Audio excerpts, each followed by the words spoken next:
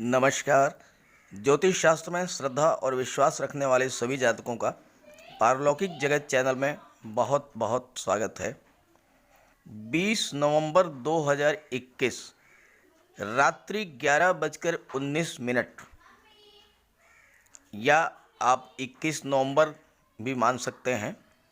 ग्रहों के महामंत्री देवगुरु बृहस्पति अपनी नीच की राशि मकर राशि को छोड़कर शनि की मूल त्रिकोण राशि कुंभ राशि में गोचर करेंगे और देवगुरु का ये गोचर कुंभ राशि में 13 अप्रैल 2022 तक रहेगा।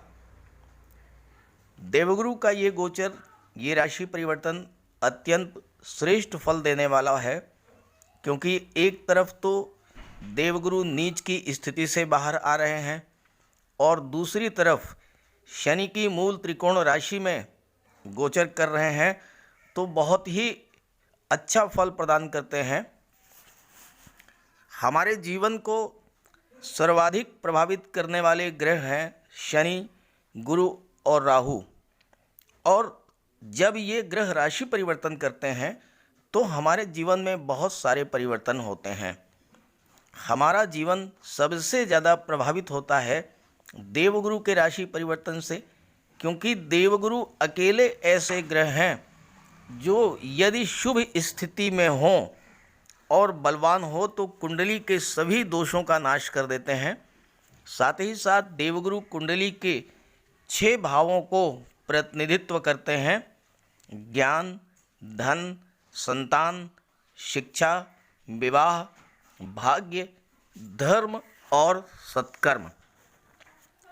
कुंभ राशि के जातकों के लिए 13 अप्रैल तक देवगुरु का ये गोचर काल हर तरह से शुभ फल देने वाला होगा और इसीलिए देवगुरु के राशि परिवर्तन के वीडियोस की शुरुआत मैं कुंभ राशि से ही कर रहा हूँ। हालांकि कुंभ राशि के जातकों पर शनि की 7.5 का प्रथम चरण गतिमान है, लेकिन अब शनिदेव भी मार्गी हो चुके हैं और देवगुरु मार्गी हो चुके हैं और मार्गी देवगुरु का गोचर आपकी ही राशि में हो रहा है, इसलिए आपको अत्यंत श्रेष्ठ फल प्रदान करेंगे। तो चलिए बात करते हैं इन 5 महीनों में देवगुरु आपके लिए किन किन खुशियों की सौगात लेकर आ रहे हैं। वीडियो के अंत में मैं आपकी कुंडली का विश्लेषण भी प्रस्तुत करूंगा और आपकी जो समस्या हो वो स्पष्ट रूप से लिखें, जन्म का समय, जन्म तिथि और जन्म का स्थान, ताकि मैं आपको उसका उचित समाधान बता सकूं। चलिए वीडियो शुरुआत करते हैं। तो ये है कुंभ राशि के जातकों की कुंडली। देवगुरु का गोचर आपके लग्न भाव में हो रहा है और देवगुरु लाभ भाव और धन भाव के स्वामी भी हैं। लग्न भाव कुंडली का सबसे महत्वपूर्ण भाव होता है, क्योंकि लग्न भाव से आपके व्यक्तित्व, आपके वाणी, आपके व्यवहार, आपके कार्य कुशलता, इन सब का विचार किया जाता है। और देवगुरु ज्ञान, धन, बुद्धि, विवेक, संतान, शिक्षा, मान सम्मान, धर्म और सत्कर्म के कारक हैं। लग्न भाव में देवगुरु का गोचर आपको धनवान तो बनाएगा ही, बुद्धिमान भी बनाएगा। आपकी बुद्धि और विवेक में वृद्धि करेंगे। धर्म, कर्म और अध्यात्म में आपकी रुचि होगी। आपका व्यक्तित्व अत्यंत भव्य होगा। वाणी अत्यंत सौम्य होगी, मधुर होगी और आपकी वाणी में ज्ञान का संगम होगा। ज्ञानमयी वाणी होगी आपकी, और जिससे लोग प्रभावित होंगे और आप अपने कार्य क्षेत्र में अपने व्यक्तित्व और वाणी के बल पर सफलता अर्जित करेंगे। देवगुरु शत्रुओं पर भी विजय दिलाते हैं।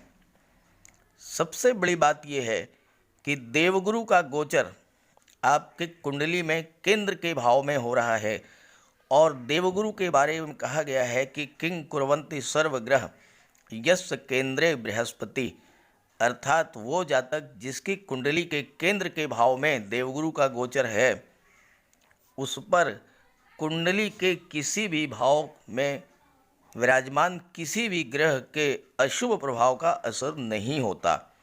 और जैसा कि मैंने शुरू में ही बताया है कि शुभ और बलवान देवगुरु कुंडली के समस्त दोषों का नाश कर देते हैं, तो आपके लग्न के भाव में केंद्र के भाव में देवगुरु का ये गोचर 13 अप्रैल 2022 तक आपको हर तरह की सुरक्षा देगा। किसी भी अशुभ ग्रह का कोई भी अशुभ प्रभाव आप पर नहीं पड़ेगा। देवगुरु आपको संतान का सुख प्रदान करेंगे, धन का सुख प्रदान करेंगे, आपको दीर्घायु बनाएंगे, आपके पुत्र भी दीर्घायु होंगे और आप सोना और रत्न धारण करने वाले होंगे।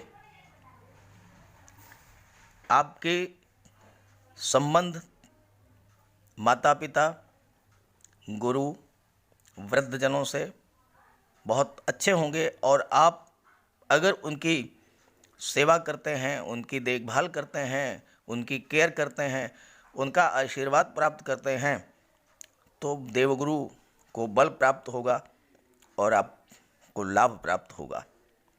दाम्पत्य जीवन सुखी होगा। स्वभाव से आप उदार होंगे, परोपकारी होंगे और मधुरभाषी होंगे। साथ ही आपका स्वास्थ्य भी ठीक रहेगा। और इस बात के प्रबल योग हैं कि या तो आप सरकारी नौकरी में उच्च पद पर होंगे या आप राजनीति में उच्च पद पर होंगे। सरकार से मान सम्मान और धन की प्राप्ति होगी। साथ ही आप अपने आदर्शों के कारण समाज में सम्मानित होंगे। शासन प्रशासन राजनीति में उच्च पद प्राप्त करेंगे और आपके संबंध राजनीति और शासन प्रशासन में उच्च पदों पर आसीन व्यक्तियों से बहुत ही मधुर होंगे। अब आइए बात कर लेते हैं आपके लाभ, आपके धन और आपकी संपत्ति के बारे में, क्योंकि देवगुरु लाभ भाव के भी स्वामी हैं और धन भाव के भी स्वामी हैं। देवगुरु लग्न के भाव में दिग्बली होते हैं और दिग्बली गुरु एकादश भाव के स्वामी हैं। एकादश भाव लाभ का भाव होता है। एकादश भाव से धन के लाभ, संतान के लाभ, शिक्षा के लाभ का विचार किया जाता है। एकादश भाव के स्वामी होकर देवगुरु आपको महाधनी बना देंगे। आपकी धनोपार्जन की क्षमता में वृद्धि करेंगे। विभिन्न स्रोतों से धन लाभ होगा। समाज के प्रतिष्ठित व्यक्तियों, धनवान व्यक्तियों से आपके संबंध बहुत ही मजबूत होंगे और आप उनके सहयोग से धन कमाने के मार्ग पर निरंतर आगे बढ़ते जाएंगे। अब यहाँ पर एक महत्वपूर्ण बात मैं आपको बता दूं कि शुक्र का गोचर भी लाभ भाव में हो रहा है और शुक्र धन, वैभव, ऐश्वर्य और सुखों के कारक हैं, तो आपको हर तरह से धन की प्राप्ति होगी। आकस्मिक धन लाभ भी होगा। लॉटरी से, शेयर से, प्रॉपर्टी से या ऐसा कोई पैसा जो कि सरकारी पैसा है, आपका काफ़ी दिनों से फंसा हुआ है, नहीं मिल रहा है, वो पैसा आपको मिलेगा। आपने किसी को लोन दिया है, वो काफ़ी दिनों से नहीं मिल पा रहा था, वो पैसा रिकवर होगा, वो पैसा आपको मिलेगा। और चूँकि धन भाव के भी स्वामी हैं देवगुरु, तो पैसा भी आएगा और पैसे का संचय भी होगा। खर्च पर नियंत्रण रहेगा, पैसे की बचत होगी। और शुक्र का गोचर देखिए धन लाभ भाव में है। दिसंबर के महीने में द्वादश भाव में हो जाएगा। यहाँ पर शनि का गोचर है। शुक्र और शनि बहुत गहरे मित्र हैं, एक दूसरे को सपोर्ट करते हैं। द्वादश भाव विदेश का होता है। विदेश से धन प्राप्ति होगी, आपको प्रबल धन लाभ होगा विदेश से। जनवरी के महीने में शुक्र आपकी कुंडली के लग्न भाव में गोचर करेंगे। यहाँ भी आपको धन, वैभव, ऐश्वर्य और सुखों की प्राप्ति कराएंगे। फरवरी में शुक्र का गोचर धन भाव में होगा। मार्च में पराक्रम भाव में और अप्रैल में शुक्र का गोचर सुख भाव में हो जाएगा। तो ये लगातार नवंबर से और अप्रैल तक धन के लिए बहुत ही बेहतर स्थितियां बन रही हैं। कुंभ राशि के जातकों के लिए नवंबर से अप्रैल तक आपको लगातार धन प्राप्ति होगी, किसी न किसी साधन से, किसी न किसी स्रोत से। और अगर आप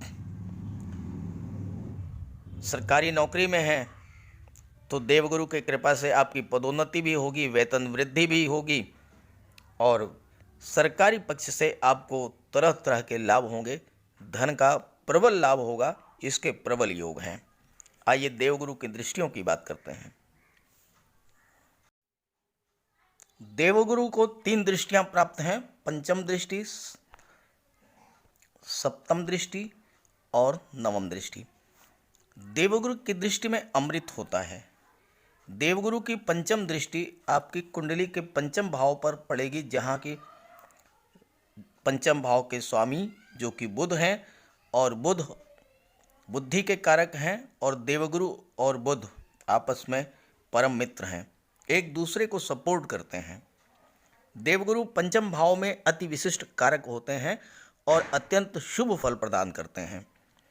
गोचर में पुत्र, वाहन, सुख, घर, पत्नी, आभूषण, ज्वेलरी, इन सब की प्राप्ति कराते हैं। संतान प्राप्ति के प्रबल योग हैं और अगर अविवाहित हैं तो विवाह के भी प्रबल योग हैं, क्योंकि देवगुरु संतान के भी कारक हैं और देवगुरु विवाह के भी कारक हैं। और अगर 21 नवंबर से और 13 अप्रैल के बीच संतान की प्राप्ति होती है तो इस बात के प्रबल योग हैं कि वह पुत्र रत्न की प्राप्ति होगी और वो पुत्र अत्यंत भाग्यशाली होगा और उसके जन्म के साथ ही आपका भाग्योदय होगा। और अगर इस गोचर काल में विवाह होता है तो आपको उच्च शिक्षिता पत्नी प्राप्त होगी, धनाढ्य ससुराल होगी, पत्नी भी अर्निंग मेंबर होंगी, धार्मिक प्रवृत्ति की होंगी और सहयोगी नेचर की होंगी। पंचम भाव शिक्षा का होता है तो आपकी रुचि ज्योतिष, लेखन, साहित्य, दर्शन शास्त्र में होगी। और चूँकि पंचम भाव के स्वामी बुध हैं और बुध बुद्धि के कारक हैं, तो जो जातक प्रतियोगी परीक्षाओं की तैयारी कर रहे हैं या जॉब की तलाश कर रहे हैं, नौकरी की तलाश में हैं, उनके लिए ये गोचर देवगुरु का बहुत ही बेहतर लाभ की स्थितियां लेकर आया है। नौकरी मिलने के भी प्रबल योग हैं इस गोचर काल में। अगर आपके जन्म कुंडली में देवगुरु बलवान हैं और बुध बलवान है तो निश्चित रूप से आपको सरकारी नौकरी मिलेगी या फिर प्राइवेट सेक्टर में किसी मल्टीनेशनल कंपनी में भी आपको जॉब मिल सकता है। चूँकि बुध पंचम भाव के स्वामी हैं और बुध कम्युनिकेशन के कारक हैं, तो जो जातक आईटी, सॉफ्टवेयर, कंप्यूटर या टेक्निकल लाइन, इंजीनियरिंग की पढ़ाई कर रहे हैं, उन जातकों के लिए बहुत ही बेहतर योग बन रहे हैं। Finance, MBA, commerce, management, marketing, insurance या म्यूज़िक की पढ़ाई कर रहे जातकों के लिए भी सफलता के पूर्ण योग हैं। जो जातक सिविल सर्विसेज, आईएएस, आईपीएस या कॉम्पिटिटिव एग्ज़ाम्स की तैयारी कर रहे हैं, उन्हें भी सफलता प्राप्त होगी। देवगुरु शिक्षा, ज्ञान, धर्म, राजनीति के कारक हैं, गवर्नमेंट जॉब के कारक हैं, हायर अथॉरिटीज़ के कारक हैं। जो जातक बैंकिंग या फाइनेंस या इकोनॉमिक्स से जुड़े हुए हैं या शिक्षण कार्य से जुड़े हुए हैं, जिनका कोई कोचिंग इंस्टीट्यूट है या कोई लाइब्रेरी है या जिनका कोई medical college, management college, BEd college, engineering college या अन्य कोई शिक्षण संस्थान है, या जो जातक इन किसी शिक्षण संस्थान से जुड़े हुए हैं, उन जातकों को भी प्रबल लाभ होगा। और साथ ही साथ शेयर मार्केट, ब्याज, बट्टा, गिरवी, इन सब कार्यों को भी करने वाले जातकों के लिए देवगुरु का ये गोचर अत्यंत श्रेष्ठ फल देने वाला है। सरकारी अधिकारियों का सहयोग मिलेगा, आपके रुके हुए काम बनेंगे, धन के मामलों में प्रगति होगी। पंचम भाव से लव और रोमांस का भी विचार किया जाता है और आपका जो प्रेम संबंध है वो वैवाहिक संबंधों में भी परिवर्तित हो सकता है और आपको अचानक धन लाभ भी हो सकता है। चूँकि शुक्र जो हैं वो लाभ भाव में गोचर कर रहे हैं तो नए नए स्रोतों से धन का लाभ होगा और आर्थिक स्थिति आपकी मजबूत होगी। आइए बात करते हैं देवगुरु गुरु की दृष्टि सप्तम भाव पर पड़ रही है तो इसका क्या प्रभाव होगा। आपकी कुंडली के सप्तम भाव के स्वामी हैं सूर्य और देवगुरु की दृष्टि सप्तम भाव पर पड़ रही है। सप्तम भाव से family life, love life, partnership और व्यापार का विचार किया जाता है। सप्तम भाव पर देवगुरु की दृष्टि वैवाहिक संबंधों के लिए बहुत ही उत्तम है। यदि अविवाहित हैं तो इस गोचर काल में आपका विवाह होगा और पत्नी भी अत्यंत खूबसूरत, उच्च शिक्षिता और धनाढ्य परिवार से होगी। फैमिली लाइफ के लिए देवगुरु की दृष्टि अत्यंत उत्तम प्रभाव प्रदान करने वाली होती है और इस गोचर काल में आपको संतान की भी प्राप्ति हो सकती है और वो संतान अत्यंत भाग्यशाली होगी। और अगर आप महिला हैं तो आपको रूपवान, गुणवान, धनवान और ज्ञानवान जीवन साथी प्राप्त होगा और ज़्यादा संभावना है कि वो सरकारी नौकरी में होगा या फिर व्यापार में होगा। एक बात ध्यान रखनी है कि सप्तम भाव के स्वामी सूर्य हैं और सूर्य जो हैं, सूर्य में तेज है, सूर्य में प्रताप है, सूर्य में ऊर्जा है, ऊष्मा है। तो आपके स्वभाव में, वाणी में उग्रता ला सकते हैं तो इससे आपको सावधान रहना है। वाणी को मधुर रखें, फैमिली लाइफ बहुत बेहतर गुजरेगी। सप्तम भाव व्यापार का भी है। नौकरी में अगर आप हैं, चूँकि दशम का दशम होने के नाते कर्म भाव को भी प्रभावित करता है सप्तम भाव, तो अगर आप नौकरी हैं तो पदोन्नति होगी, उच्च पद प्राप्त होगा, वेतन वृद्धि होगी। बेरोजगार हैं तो रोजगार के अवसर प्राप्त होंगे। साझेदारी का कोई काम शुरू करेंगे तो उसमें लाभ होगा। आर्थिक स्थिति सुदृढ़ होगी। धन लाभ के नए नए स्रोत बनेंगे और पत्नी के सहयोग से भी धन लाभ होगा।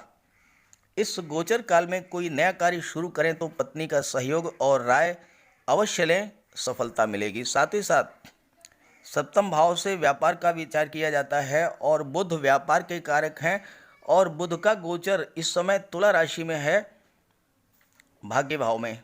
तो व्यापार के क्षेत्र में आपको बहुत बड़ी सफलता प्राप्त होगी। इसके बाद बुध का गोचर कर्म भाव में होगा, फिर धन लाभ भाव में होगा।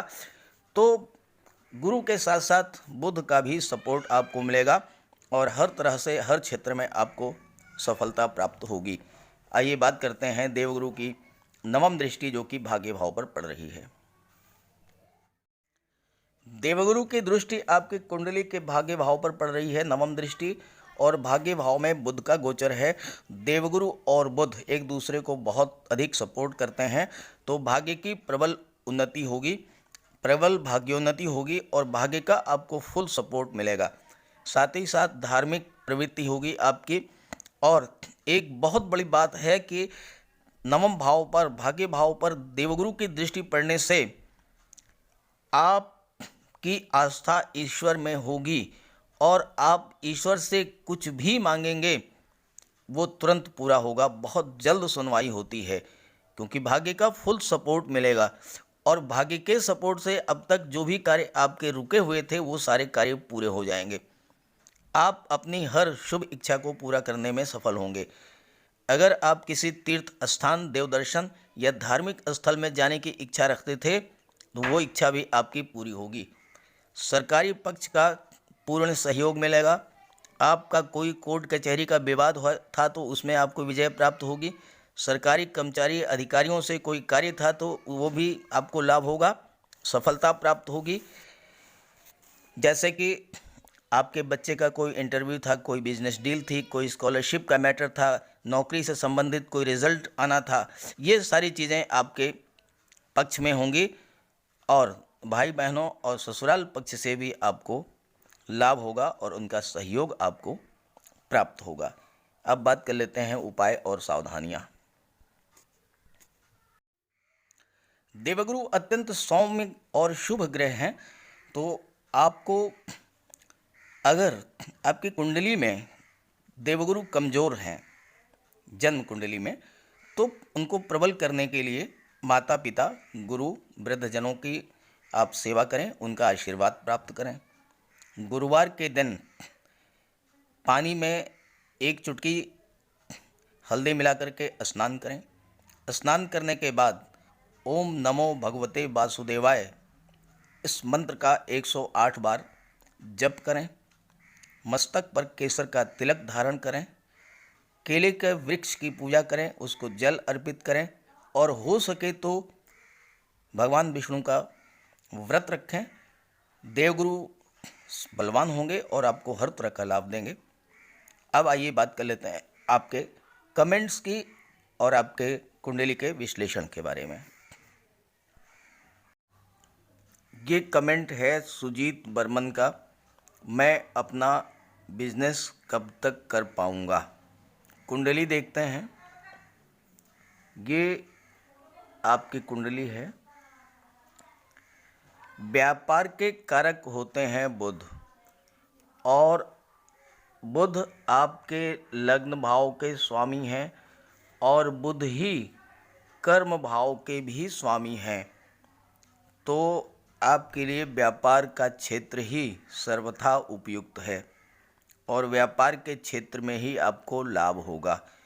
बुध का गोचर आपकी कुंडली के सप्तम भाव में है और दशम का दशम होने के कारण सप्तम भाव से व्यापार का भी विचार किया जाता है और बुध का गोचर मीन राशि में हो रहा है, देवगुरु की राशि में, अत्यंत शुभ है।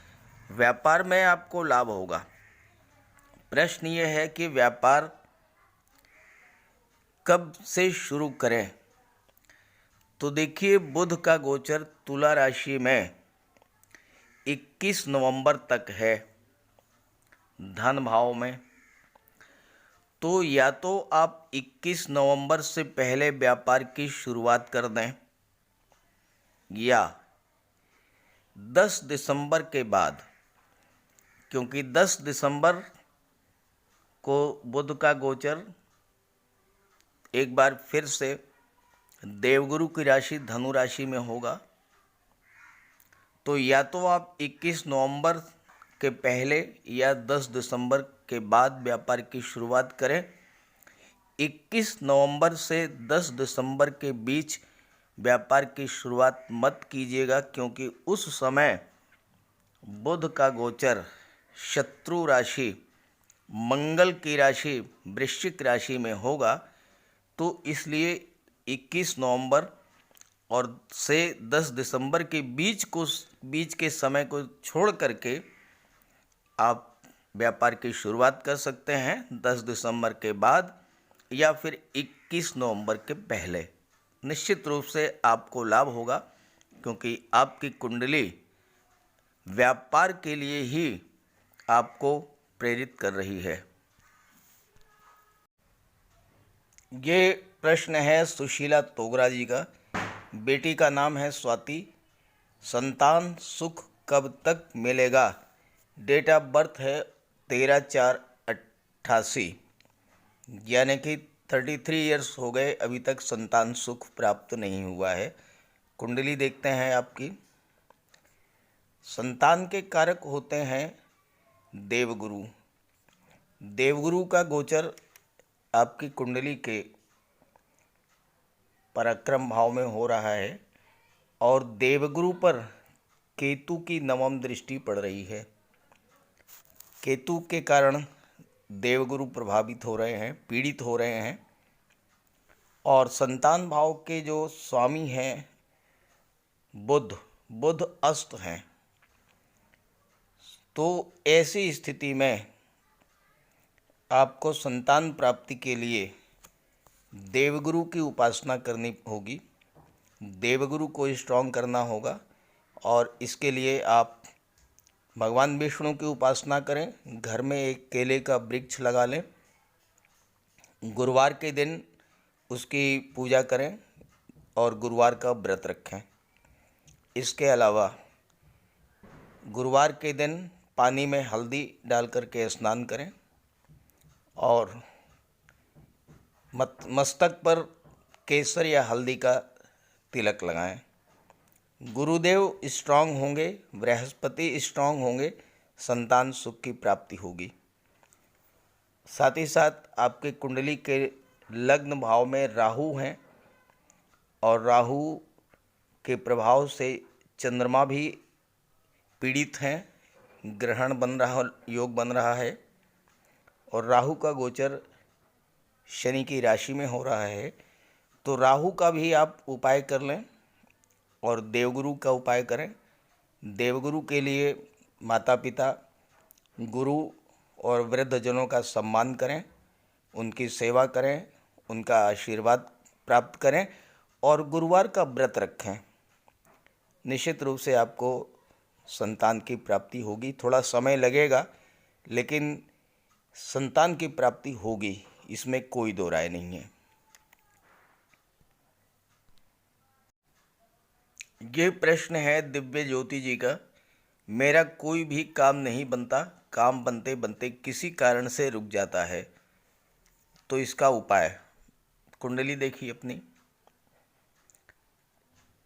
आपकी कुंडली में पराक्रम भाव, जहाँ से आपको कार्य करने की ऊर्जा प्राप्त होती है, साहस प्राप्त होता है, वहाँ पर राहु का गोचर है। राहु के प्रभाव से आपका कोई भी काम बनते बनते रुक जाता है और राहु की दृष्टि आपके कुंडली के भाग्य भाव पर पड़ रही है। भाग्य का भी सपोर्ट आपको नहीं मिल रहा है। तीसरी वजह यह है कि पराक्रम भाव के स्वामी है मंगल और मंगल की भी दृष्टि भाग्य भाव पर पड़ रही है और भाग्य के स्वामी हैं बुध, भाग्य भाव के। और मंगल और बुध नैसर्गिक रूप से शुद्ध शत्रु माने जाते हैं। इसके अलावा आपकी कुंडली के लग्न भाव में सूर्य का गोचर है शनि की राशि में, मकर राशि में, शत्रु राशि में सूर्य का गोचर है और सूर्य अंश बल से भी कमज़ोर हैं, 10 डिग्री 53 मिनट। साथ ही साथ शनिदेव जो कि कुंडली के एकादश भाव में गोचर कर रहे हैं, शनिदेव की तीसरी दृष्टि सूर्य पर पड़ रही है। शनिदेव और सूर्य परस्पर शत्रु हैं। ये परिस्थितियां हैं आपकी कुंडली में जिसके वजह से आपके काम बनते बनते बिगड़ जाते हैं। आप राहु का उपाय कर लें और सूर्य का उपाय कर लें। राहु और सूर्य के उपाय पर मैंने वीडियोज़ अपलोड कर रखे हैं, उसका लिंक दे रहा हूँ डिस्क्रिप्शन बॉक्स में, आप वहाँ से विस्तार से समझ लीजिएगा। राहु और सूर्य का उपाय कर लेंगे तो आपका हर कार्य बनने लगेगा। ये कमेंट है प्रियंका देवी का। शादी को लेकर प्रॉब्लम है, रिश्ते में बात नहीं बनती, कहीं पर भी अच्छे अच्छे रिश्ते आते हैं लेकिन बात नहीं बनती है। आपकी समस्या का समाधान आपकी कुंडली में देखते हैं।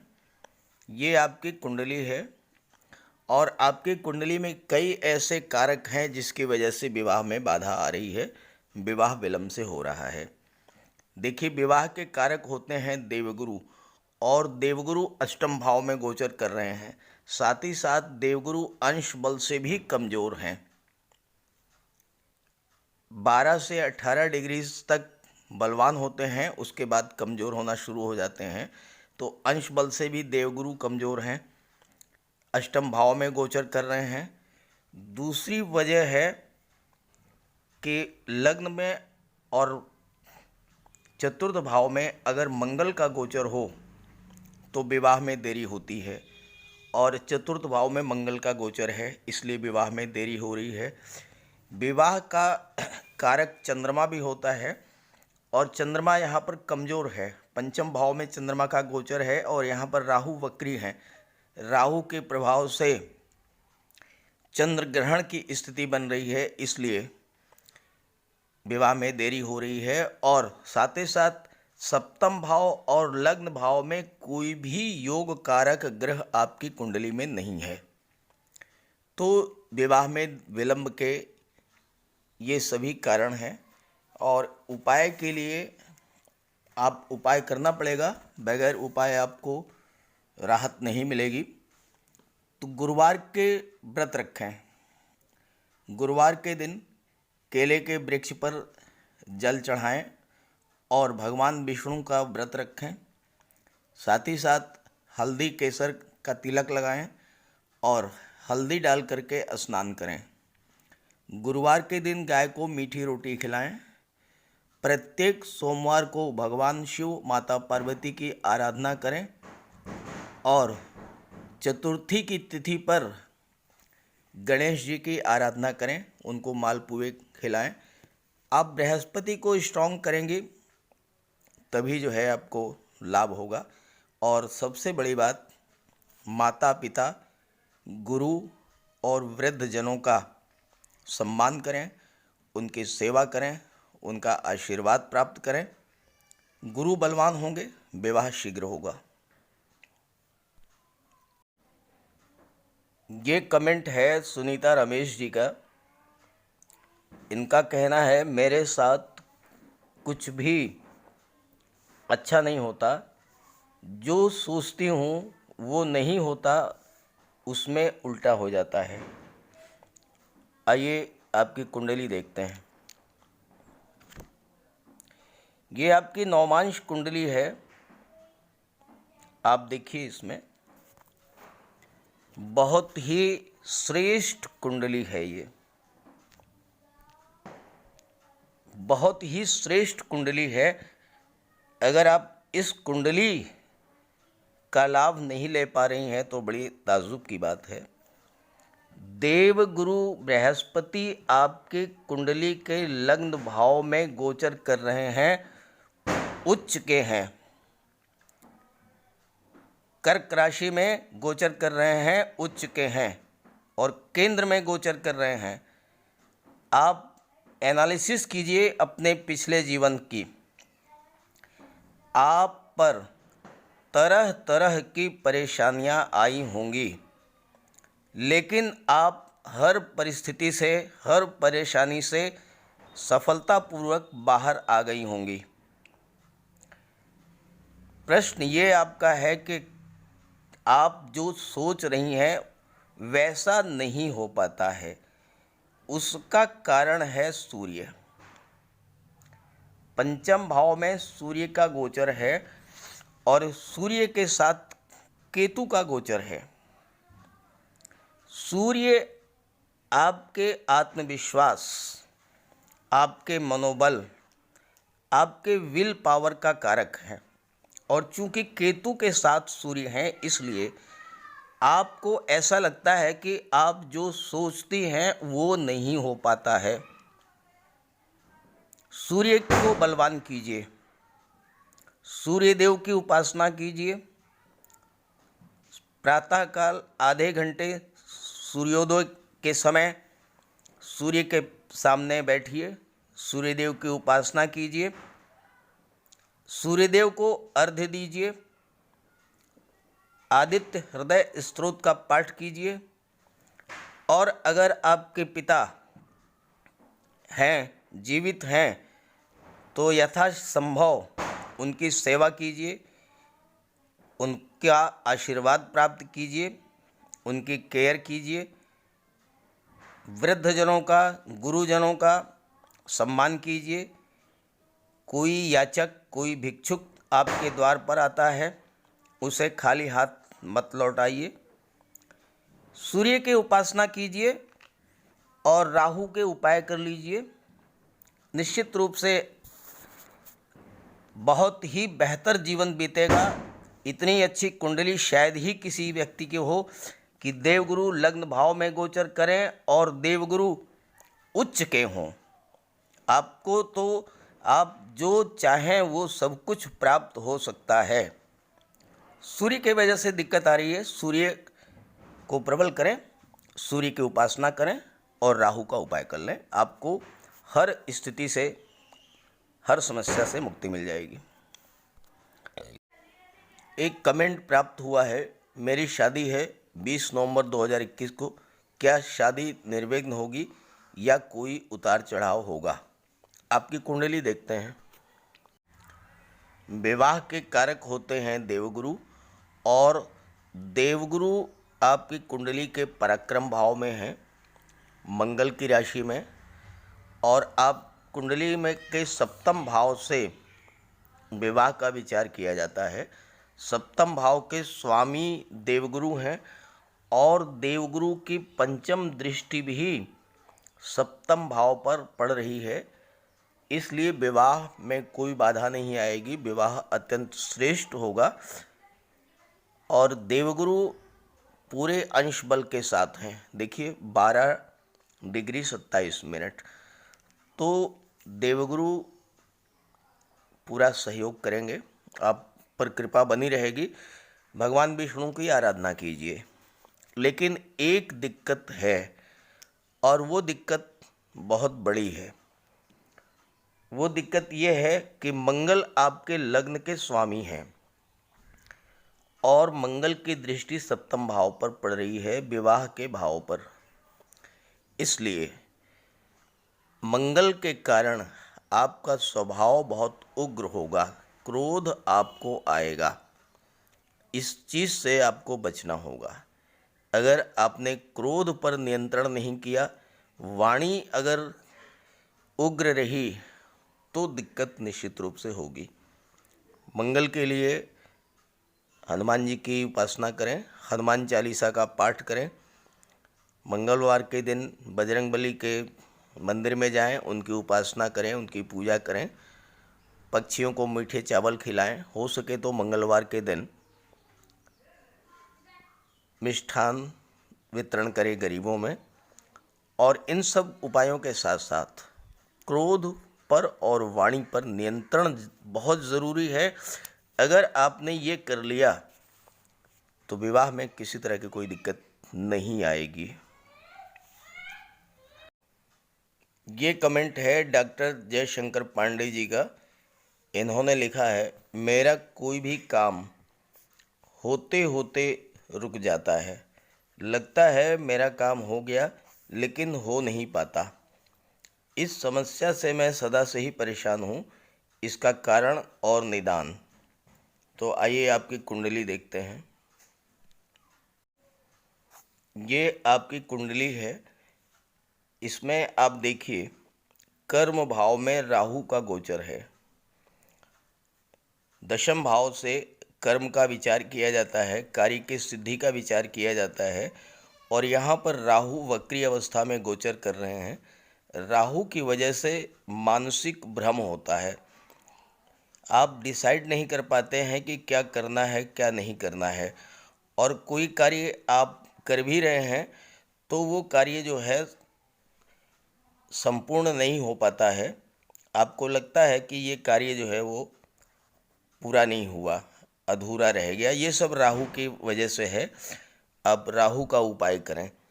दूसरी बात यह है कि आपके कुंडली के भाग्य भाव में शनिदेव का गोचर है, और शनिदेव की सीधी दृष्टि जो है पराक्रम भाव पर पड़ रही है, जहाँ पर चंद्रमा का गोचर है, और चंद्रमा पर शनिदेव की दृष्टि पड़ने से विष योग का निर्माण हो रहा है। विष योग का निर्माण होने से भी आपको कार्य क्षेत्र में दिक्कतें आएंगी। शनि कार्य को विलंबित करा देते हैं, कोई भी कार्य बहुत ही स्लो कर देते हैं। तो ऐसी स्थिति में आप शनिदेव और राहु का उपाय करें। उपाय के बारे में मैंने डिस्क्रिप्शन बॉक्स में एक वीडियो अपलोड कर रखा है, उसका लिंक दे रहा हूँ, विस्तार से समझ लीजिएगा। राहु का उपाय और शनिदेव का उपाय कर लेंगे आप, तो आपकी समस्या का समाधान हो जाएगा।